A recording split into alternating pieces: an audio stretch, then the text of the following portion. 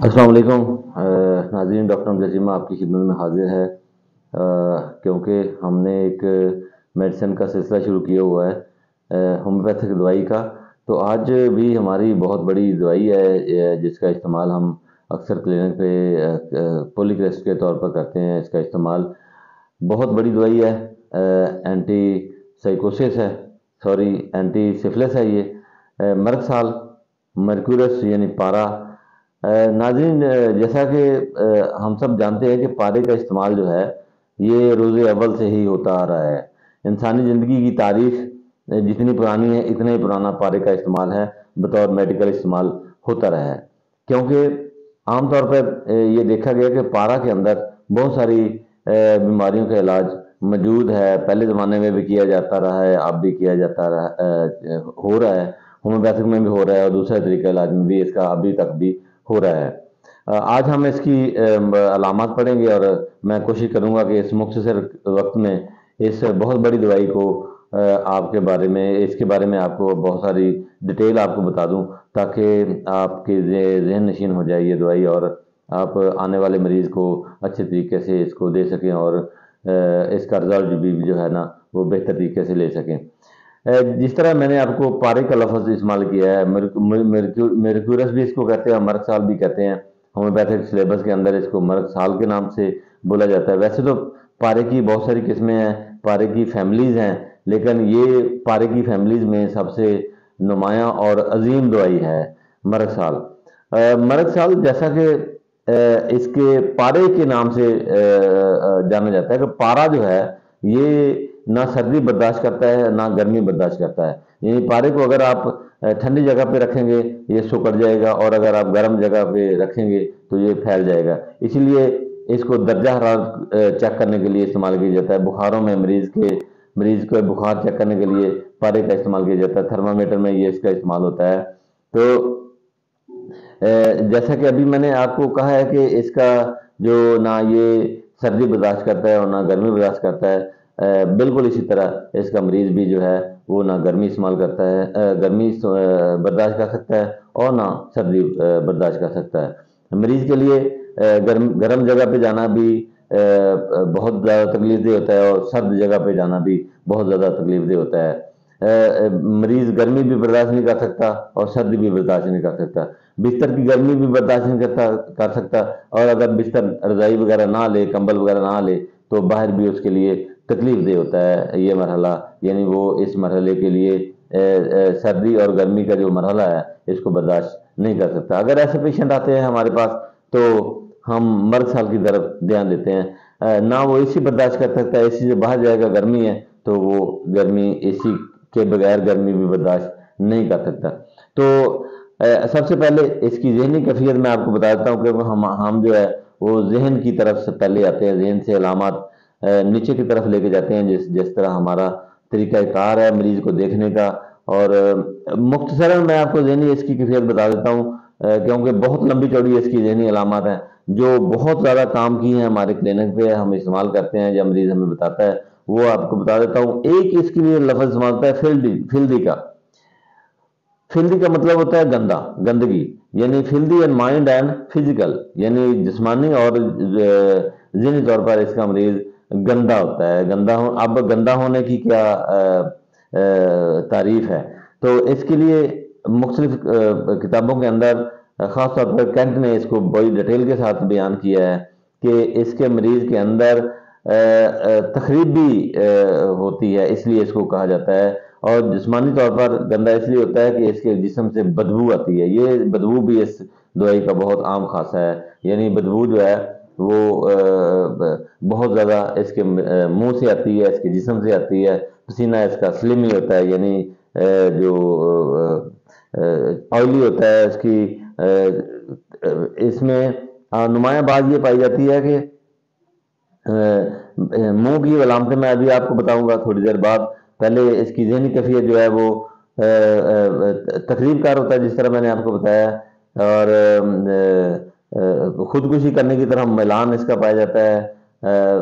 इसके अलावा मरीज जो है वो इसके अंदर तरह तरह की सोचें पाई जाती हैं, और वो सोचें, वो एप्रीहेंशंस, वो खदशात वो वहमियात जो हैं वो रात के वक्त शिद्दत अख्तियार कर जाते हैं। और ध्यान में रखें कि इसकी अलामात जो हैं वो रात के वक्त जो है बढ़ जाती हैं और दिन के वक्त कदरें कम होती हैं। ऐसी अलामत, ऐसी बीमारियां जिनकी अलामत रात के वक्त बढ़ती हैं, ये मरग साल जो है ऐसी अलामतों में जो है वो बहुत अजीम दवाई है।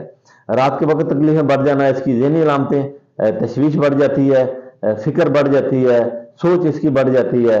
और जिस तरह मैं आपको बताया कि इसकी सोच इस ज़हनी तौर पर और जिस्मानी तौर पर दोनों तौर पर गंदा होता है। गंदी सोचें इसके मरीज को जो है वो रात को सोने नहीं देती और ये इसको नींद भी नहीं आती। इसलिए मरग साल की अलामतें रात के वक्त ज़हनी और जिस्मानी दोनों जो है वो बढ़ जाती हैं। इस तरह आगे चलेंगे तो इसकी जो तकलीफें हैं वो राइट साइड पे होती हैं। दाईं साइड पे इसकी तकलीफें ज़्यादा होती हैं, राइट साइड पे तकलीफें होती हैं। ख़ास तौर पर लिवर की जब तकलीफ होती है तो इसका मरीज जो है वो दाईं तरफ लेट नहीं सकता। और ख़ास तौर पर फेफड़ों की तकलीफें होंगी तब भी इसका मरीज जो है वो दाईं तरफ लेट नहीं सकता, तकलीफ में इजाफा हो जाएगा। इस तरह मैंने अभी आपको बताया कि माउथ, मुंह के अंदर इसकी अलामतें नुमायां तौर पर पाई जाती हैं। मरग साल की पहचान ही इसका मुंह है, ज़हन में रखें। और ये बात ज़हन में रखकर अच्छी तरह ज़हन नशीन कर लें, क्योंकि इसकी अलामतें जो है वो मुंह में पाई जाती हैं। मुंह में आप मरीज का मुंह खोल के देखेंगे तो जुबान जो है वो फूली हुई होगी, मसूड़े जो है वो सूजे हुए होंगे, मसूड़ों के अंदर से खून बह रहा होगा। इस तरह की अलामतें इसके अंदर मरीज के अंदर बहुत ज़्यादा नुमायां तौर पर पाई जाती हैं। गला देखेंगे तो गले के अंदर भी आपको गलन सड़न जो है वो पाई जाएगी। क्योंकि ये एंटीसिफिलिटिक दवाई है, इसके अंदर जख्म जो है वो नुमायां तौर पर पाए जाते हैं। जिस तरह सिफिलिस की एक बहुत बड़ी अलामत है जख्म, और मरग साल के भी अलामत है जख्म। गले के अंदर जख्म, मुंह के अंदर जख्म, मुंह स्मेल आती है, इसको फूल स्मेल आती है, यानी गंदी स्मेल आती है। इसलिए इसको जिस्मानी तौर पर भी गंदगी से तशबीह दी गई है। गंदी स्मेल आती है, मुंह से खून आता है और इस तरह जुबान फुली हुई होगी इसके मरीज की। और एक और बड़ी बहुत अहम अलामत, जिस तरह मैंने आपको बताया कि ये पारा है और पारा गर्मी और सर्दी दोनों बर्दाश्त नहीं कर सकता।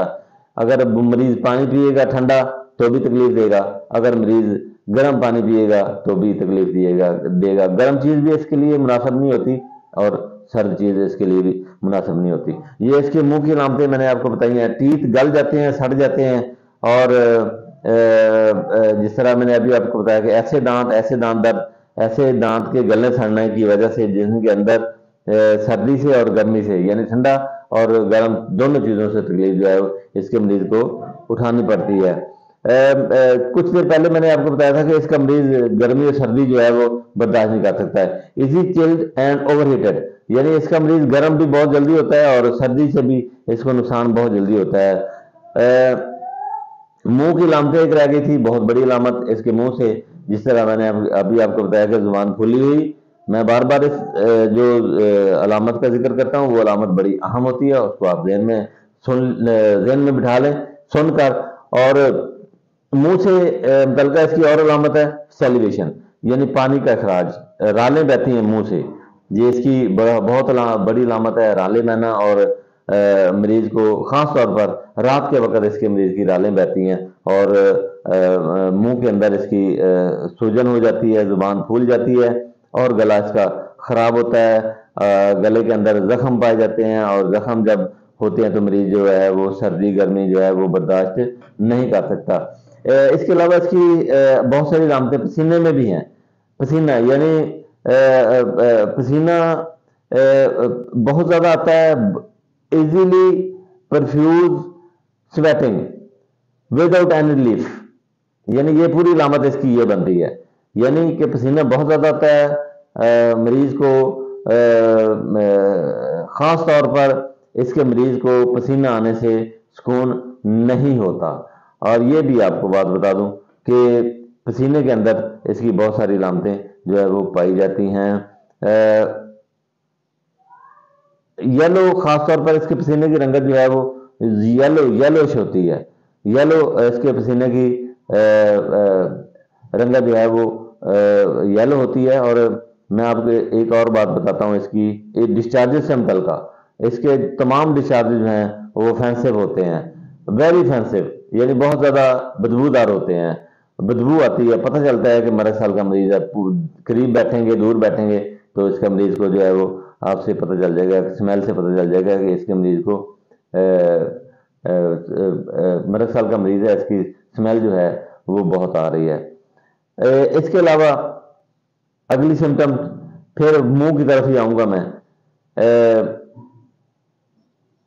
मुंह में पानी होने के बावजूद, यानी मुंह तर होने के बावजूद, मुंह गीला होने के बावजूद इसकी मरीज को बहुत ज्यादा प्यास होती है, ना बुझने वाली प्यास होती है। और लार्ज क्वांटिटी ऑफ वाटर जो है, कोल्ड वाटर, खास तौर पर ठंडा पानी जो है वो पीना पसंद करता है।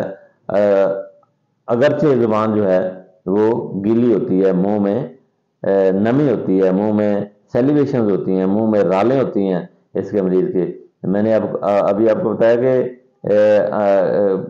जो मरक साल है इसकी पहचान ही इसका मुंह है, मुंह से पहचाना जाता है। और स्लिमी होते हैं जी इसके डिस्चार्जेज, यानी इसके जो डिस्चार्जेज होते हैं वो स्लिमी होते हैं और बदबूदार होते हैं। बोन की, हड्डियों की बहुत बड़ी दवाई है ये। हड्डियों के अंदर तकलीफ पाई जाती है, अल्सर से बन जाते हैं हड्डियों के जो अल्सर हैं, पुराने अल्सर, बिगड़े हुए अल्सर, क्योंकि ये एंटीसेप्टिक दवाई है, सिफिलिस के अंदर अल्सर का होना नुमाया बात है। और ये bone marrow, sorry bone marrow, bone की तकलीफें, हड्डियों की तकलीफें, खास तौर पर रात को इसके दर्द जो हैं वो बढ़ जाते हैं। हड्डियों की तकलीफों के जो तकलीफें हैं, बीमारियां हैं, और उसकी तमाम की शिद्दत जो है वो रात के वक्त बढ़ जाती है। एक और बात इसकी बहुत नुमाया जो मैंने आपको बताना चाह रहा हूँ, डिसेंट्री यानी स्टूल, पखाना, आंतों के अंदर अल्सर्स, मिर्दे के अंदर अल्सर, ये बीमारियों के नाम है, बीमारियां हैं, लेकिन आगे चलकर हम इनकी जो है वो अलामात के जरिए ही इसको पहचानेंगे। डायसेंट्री यानी पेचस, खून आता है जी पेचस में, और इनफेक्चुअल डिजायर होती है, यानी बेसूद हाजत होती है इसको, मरीज को पखाने की, मरीज बार बार खाना करने जाता है। इसकी एक और बहुत बहुत बड़ी बात है कि ये इसका मरीज जो है वो पखाना आने के बाद रिलीफ महसूस नहीं करता, इसको कमी नहीं होती। पखाना करता है लेकिन उसको हाजत बरकरार रहती है, बार बार मरीज वॉशरूम में जाता है और कमी इसके मरीज को नहीं होता। जिस तरह नक्स के अंदर, नक्स मिका के अंदर मरीज को आर्जी तौर पर जो है वो कमी हो जाती है पखाना करने के बाद, अलामतें बेहतर हो जाती हैं, लेकिन इसके मरीज को अलामतें बेहतर नहीं होती। ब्लडी स्टूल होता है और साथ दर्द होता है। आज ये ध्यान में रखें, जिस तरह मैंने आपको पहले बताया कि इसके तमाम डिस्चार्जेज हैं वो स्लिमी होते हैं, ठीक है, इस तरह इसके स्टूल भी जो है वो स्लिमी होते हैं। इसको पखाना करने से मैंने आपको बताया कि इसको रिलीव नहीं होता और सेंसेशन बरकरार रहती है, यानी पखाने की सेंसेशन जो है वो बरकरार रहती है। इसको मरीज को कब सुकून नहीं होता पखाना करने के बाद। यूरन, यूरन के अंदर भी इसकी अलामतें पाई जाती हैं। यूरन, इसका मरीज उतना पानी नहीं पीता जितना इसको पेशाब आता है, यानी पेशाब आने की बहुत ज़्यादा इसको हाजत होती है और पेशाब आता भी है। बहुत ज़्यादा पेशाब आना इसकी अलामत है, लेकिन मरीज इतना पानी नहीं पीता जितना इसके मरीज को पेशाब आ जाता है। बर्निंग भी इसकी अलामत है, जलन भी इसकी अलामत है। जहाँ पर इसके जो अल्सरेशन होंगे, जख्म होंगे, वहाँ पर जलन भी होगी और ये जलन रात के वक्त बढ़ जाएगी। मैंने आपको बताया था कि वीकनेस, वीकनेस इसकी नुमाया है, मर्द साल की वीकनेस, और ख़ास तौर पर ऐसी वीकनेस जिसके अंदर जिस्म कांपता है। और नुमाया बात यह है इसके मरीज़ की कि जिस्म कांपता है, लेकिन कांपने के बावजूद इसके मरीज़ को महसूस नहीं होता, क्योंकि इसकी जो कांपना है, इसकी जो ट्रैवलिंग है वो अंदरूनी होती है। और ख़ास तौर पर ये बात रात को बढ़ जाती है, इसकी तमाम कमज़ोरी, इसकी तमाम वीकनेस जो है वो रात के वक्त बढ़ जाती है। और ख़ास तौर पर इसके जो हाथ हैं, पाँव हैं, वो कांपते हैं और वो रात के वक्त जो है ना वो इसकी कैफियत जो है वो बढ़ जाती है। फेंसिवनेस यानी बदबूदार, बदबू मैंने आपको बताया था। अब इसकी और एक चैप्टर है इसका, सांस का, यानी ये सांस भी लेता है तो इससे बदबू आती है। पसीना आता है तो उसकी बदबू आती है, हत्ता कि थूक जो है मुंह में होता है उससे भी इसको इसके उस थूक से भी इसके मरीज की जो है वो बदबू होती है। बर्निंग पेन होती है जी, स्टिंगिंग डंग लगने वाले दर्द होते हैं, बाद का इसके मरीज के बन जाते हैं, और खास तौर पर ऐसी जगह पर जहां फोड़े बन जाएं, जहां पर अल्सर बन जाए, यहाँ पर पस जो का इस्तेमाल, पस की बड़ी दवाई है हमारी, खास तौर पर ब्लडी पस जिसमें ब्लड भी मिक्स होता है, ऐसे ऐसी जो है वो पस के लिए ये हमारी बहुत बड़ी दवाई है। जी नाज़रीन, ये तो मैंने आपको मरक साल की मोटी मोटी बातें बता दी हैं। अब मैं इसकी कमी पेशी आपको बताता हूँ। जैसे कि मैंने अभी थोड़ी देर पहले आपको बताया कि नाइट यानी रात के वक्त इसकी ज्यादती होती है तमाम अलामतों में, खास तौर पर सूरज गुरूब होने से सूरज निकलने तक, और दाईं जानब लेटने से मैंने अभी आपको थोड़ी देर पहले बताया है इसको तकलीफ होती है। और जब गर्मी ज़्यादा हो जाती है, गर्मी ज़्यादा इसको लग जाती है, तब भी इसको तकलीफ उठानी पड़ती है, और जब सर्दी ज़्यादा लग जाती है तब भी इसके मरीज को तकलीफ उठाना पड़ती है। पखाने के दौरान ये इसकी तकलीफें बढ़ जाती हैं, यूरिन के दौरान इसकी तकलीफें बढ़ जाती हैं। टच से यानी जो भी तकलीफ होती है इसको, टच से इसकी तकलीफ में इजाफा होगा। गर्मी और सर्दी दोनों दोनों जो है इसकी तकलीफ में इजाफा होता है। और कमी होती है इसको मॉडरेट सीजन में, मॉडरेट टेम्परेचर में, ना या ऐसा मौसम, ऐसा टेम्परेचर जिसमें ना ज़्यादा शिद्दत हो और ना ज़्यादा कमी हो, ये मरीज जो है वो फ़ायदा उठाता है ऐसे मौसम से। ये ध्यान में रखें बात। फिर मैं आपको दोहरा देता हूँ, फिर आखिर में दोहरा देता हूँ कि इसका मरीज सर्दी और गर्मी दोनों बर्दाश्त नहीं कर सकता। एक्सट्रीम सर्दी और एक्सट्रीम गर्मी जो है इसका मरीज बर्दाश्त नहीं कर सकता। मॉडरेट मौसम जिसको हम कहते हैं कि ना ज़्यादा गर्मी हो जिस मौसम में और ना ज़्यादा सर्दी हो, ऐसा मरीज इसके ऐसे मौसम को इसका मरीज जो है वो पसंद करता है। तो ये तो नाज़रीन छोटी छोटी कुछ बातें थी, कुछ बड़ी बड़ी बातें थी इसकी।